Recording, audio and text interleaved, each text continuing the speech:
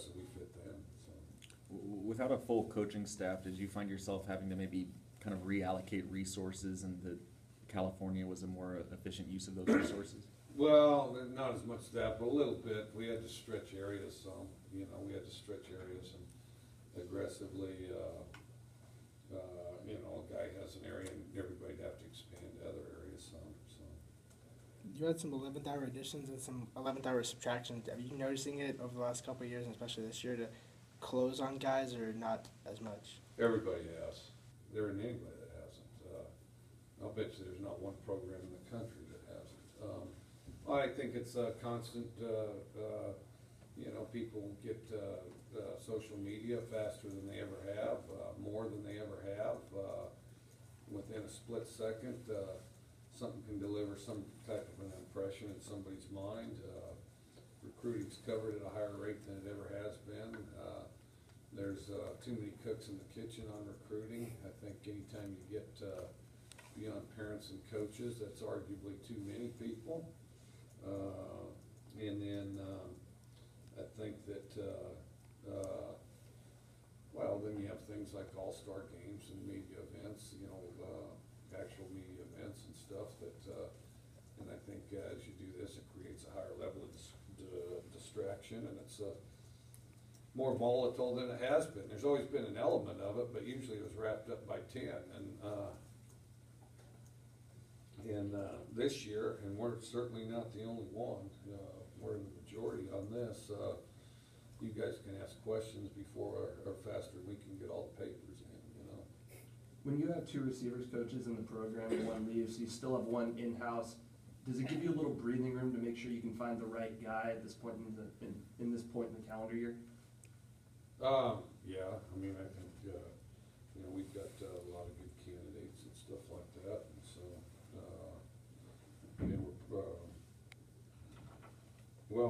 if we don't end up full today, we'll be pretty darn close, so.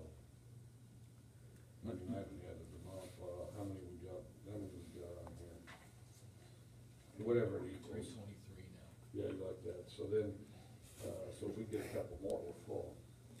Mike, because the state of recruiting is such that it is now, where kids are maybe a little more prone to make last-second changes of heart, do you find yourself having to spend more time finding backup plans, talking to kids that maybe probably won't be coming along, and has that kind of changed the experience for you? Well, there's that aspect of it. The other aspect of it is I wonder if I shouldn't have held 2 or 3 scholarships back, because it's not like just that they're shuffling. I mean, there's a certain number out there that just haven't made up their mind. So. I know coaches are never a big fan of the recruiting rankings, but you guys were pretty high up, and then you started to fall.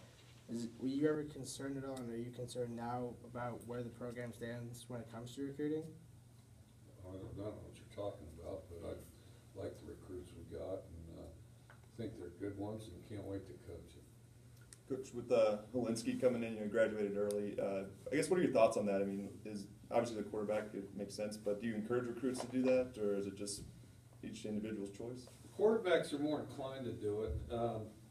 It's each individual's choice. My thought on it has always been, if a guy's anxious to do it, ready to do it, then it's a good choice. If it's a guy that's going to get, and now everybody will get homesick a little, but if it's somebody that's going to, wish they'd played the spring sport, wish they'd gone to prom, and we thought about missing out the whole final chapter with their friends in high school, then they should stay in high school rather than force the issue of doing off season and spring football. I mean, if they're anxious to do it, I think it's great. If they're not anxious to do it, then then it's just constant adjustment, and yeah, they do get adjusted, and it typically works out real well, but the semester tends to be wasted. Helinski, incidentally, has a great attitude. He's excited, and does a great job integrating himself as a member of the team. And quarterbacks typically mix pretty well. When you when guys come in early like that, do you try to get them to room with maybe an older player or something to help that adjustment period? Yeah, we facilitate that. We Antonio Huffman guides them through, because, you know, the hardest time to come in is at semester, because there's only a few of you, and then, so you need to, so it's not like they have the whole group to fall back on, and, you know, like, so like in the summer, we'll have about 27 or so come in, so they have that whole group to hang out with and be friends with until they get adjusted to the whole team. When you have like 3, well, then we specifically call in guys and ask them, you know, take this guy around, make sure he's included in everything. And then, you know, we take an active role of taking them around to their classes, making sure they know their way around town, and then just contact with them. And Antonio Huffman does a great job of that, because the coaches are typically on the road recruiting. And so that makes it even more difficult from the standpoint that, you know, their position coach and their coordinators typically on the road recruiting, despite the fact they just enrolled in school. So yeah, it does require kind of a concentrated focus. Coach, you've been at this a long time. What are the challenges, I guess, versus when you started to now at recruiting? I mean, the social media that pops up, I mean, different uniforms are coming into effect now. Have you noticed this big change over the years? I don't think it's a huge change. The biggest change is just there's more distractions. You weed through more distractions. That'd be the biggest change. I mean, you know, a guy that really wants to play, you know, really wants to play. And those type of guys get less caught up in the ceremony. And, you know, and those guys typically are the ones with the mentality that adjust the quickest. Now, with that said, there's some that love the ceremony that'll eventually be great players, but, and of course you recruit them, and they'll, you know, everybody's been 18, it's easy to get distracted when you're 18, but, you know, those that, don't get as caught up in it, I found they adjust a little quicker. Do those distractions and things like that, do those maybe make you a little more amenable to an early signing period? I've typically been against an early signing period. It does, I've typically been against it, thinking that, you know, it's, this thing goes fast enough, and you know, you're asking them to make the choice the first part of February. But some of it with the higher concentration of information and things, I think it's something to look at, and it'll get looked at, and it has gotten looked at really every year for 10 years, you know, so I think it's worth looking at, and has been. But I think it's closer to being practical now than it ever has been.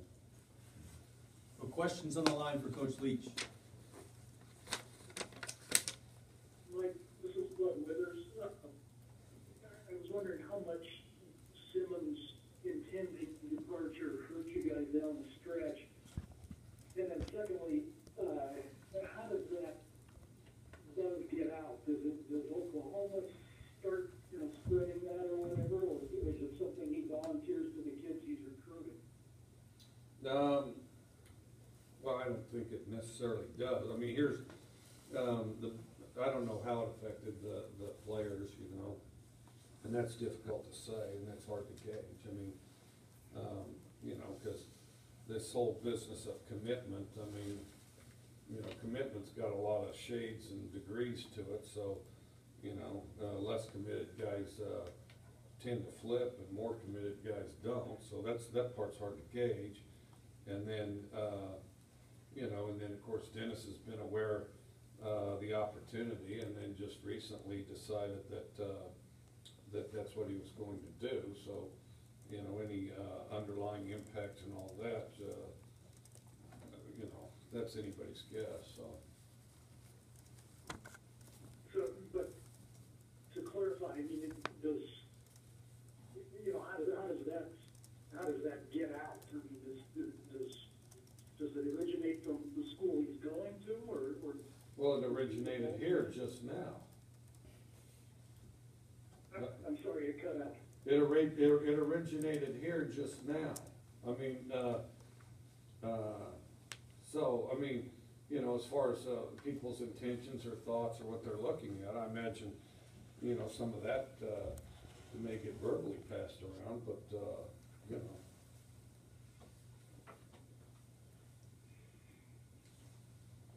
Any other questions on the line for Coach Leach?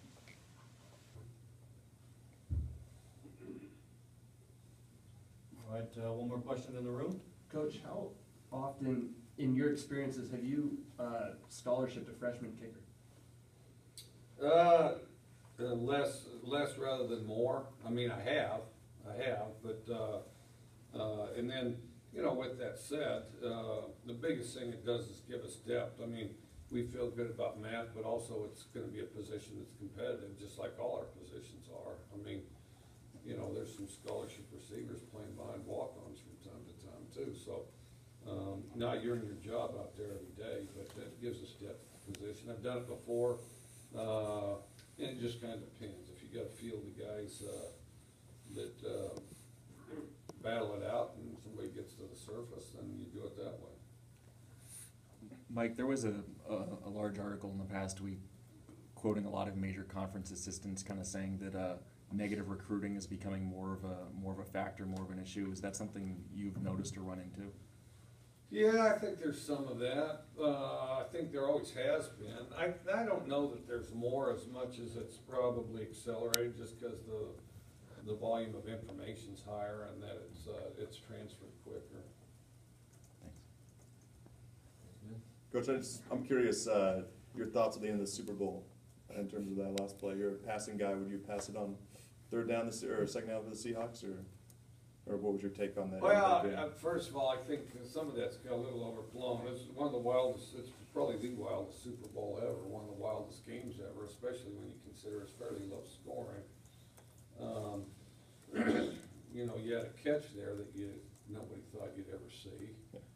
And then you had an interception nobody thought you'd ever see. But yeah, I thought Pete Carroll put it pretty good when he said that, you know, personnel-wise, they're out there and they're heavy set, you know, and so, you know, they're trying to address the problems that the defense presented, you know. I mean, there's a difference between something not working and something being a bad idea. So, a great play by the DB. I mean, the play by the DB was as impressive as the play by the receiver that caught the ball. I mean, you saw two great plays within a short time frame. By the DB, you don't usually see that play, and by the receiver, you see that play even less. You know, so you know, I just think really good player. And then of course, you know, Marshawn Lynch is a commanding player and had a big day, and they'd had a tough time stopping him. And you know, I can say with certainty the Seahawks hadn't forgotten about handing it to him, and you know, and then of course, if the play had worked like it was drawn up, everybody'd be happy and think it was brilliant. So, yeah, and they did have their heavy, you know, the heavy front end and the whole thing. So. Last chance on the line for Coach Leach. Mike, I think we on the phones may have missed the first part. Just maybe your thoughts on how this class compares with your previous ones? Very good. I think this is the best class, in my opinion, we've had since I've been here. And are there two or three guys that in your mind really stand out? That's always tough to say. The guys that adjust the quickest are the ones that stand out, and then of course the JC guys have a little more experience. But we'll know more on that as we get to spring and see who adjusts the quickest. Any other questions for Coach Leach? All right, thank you very much. Thanks, Coach. Thank you. Thanks, Coach. Thank you. All right, thanks.